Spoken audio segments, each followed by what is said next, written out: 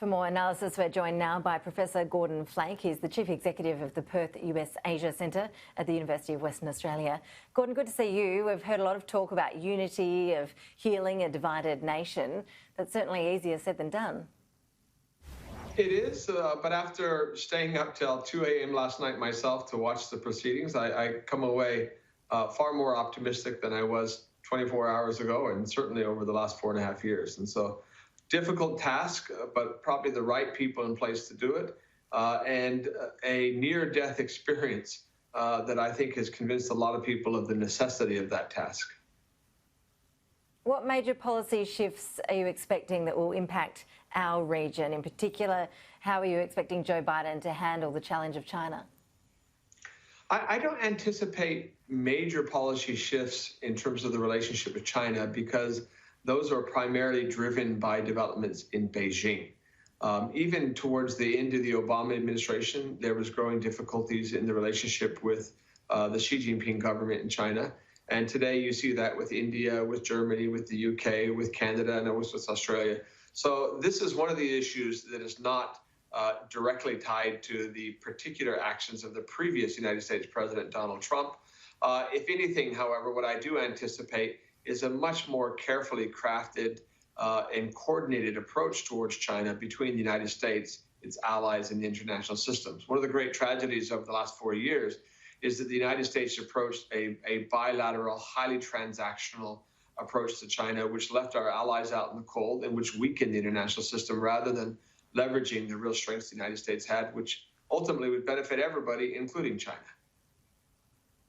I know that you hosted the opposition leader, Anthony Albanese, at your Perth USASIA Centre yesterday.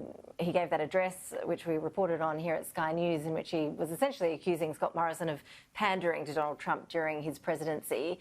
It was a really tricky time, wasn't it, for a number of world leaders trying to navigate the Trump presidency. Do you expect now that diplomatic norms of the past will return, or is it hard now to scale back some of those tensions that were inflamed by the Trump administration? Oh, they will be difficult to scale back, but in the end, to put it in context, Australia as a country and the Morrison government, the Turnbull government, the Abbott government deserve credit for handling the Trump era probably better than any U.S. ally in the world. It was a difficult time, but recalibration is necessary.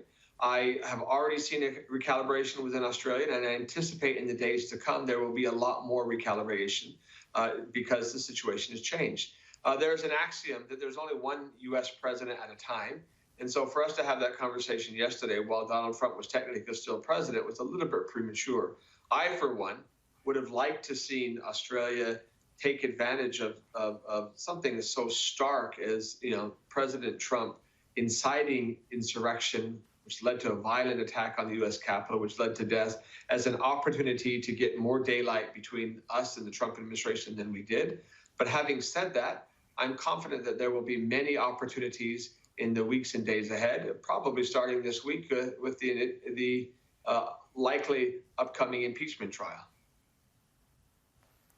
When we look at some of the policies that Joe Biden differs to Donald Trump on and how that could affect us here at home, what's your expectation when it comes to climate change? We know that Joe Biden hasn't wasted any time. He's already had a flurry of executive orders that he's signed, and we know that he's made it very clear his intentions when it comes to the Paris Accord.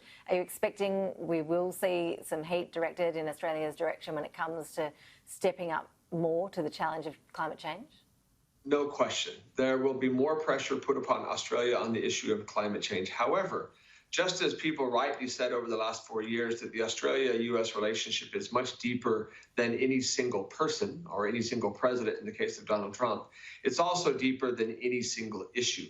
I am quite optimistic about Australia-US relations coming forward, despite the inevitable and coming pressure on climate change, just because over the last 4 years, what we didn't have is the full spectrum of cooperation on issues that are of direct interest to us. The multilateral fora, the trade agreements, the full scope of what we in Australia refer to as the rules-based order is now open to a much more robust and cooperative relationship, particularly in our region, the Indo-Pacific. So yes, pressure on climate change, but also at the same time, a much wider field of cooperation and other issues. The relationship is stronger than any individual issue.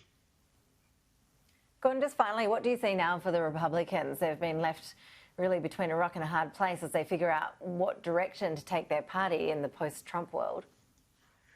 Well, we've spent the better part of the last 4 years wondering what was going to be the straw that broke the camel's back, and it was pretty clear that there never was one, right? They made their choice quite early on, and right now you see themselves paying the price for it.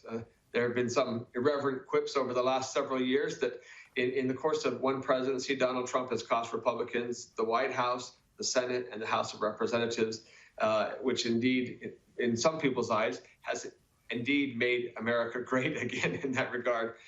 It's obviously something the Republicans are going to have to consider, and the issue is not over yet. While Donald Trump has been deprived of Twitter, the impeachment proceedings are ongoing, and there is still very much a choice for current Republican lawmakers in dealing with the events of 2 weeks ago. Gordon Flake, always appreciate your insights. My pleasure. Thank you.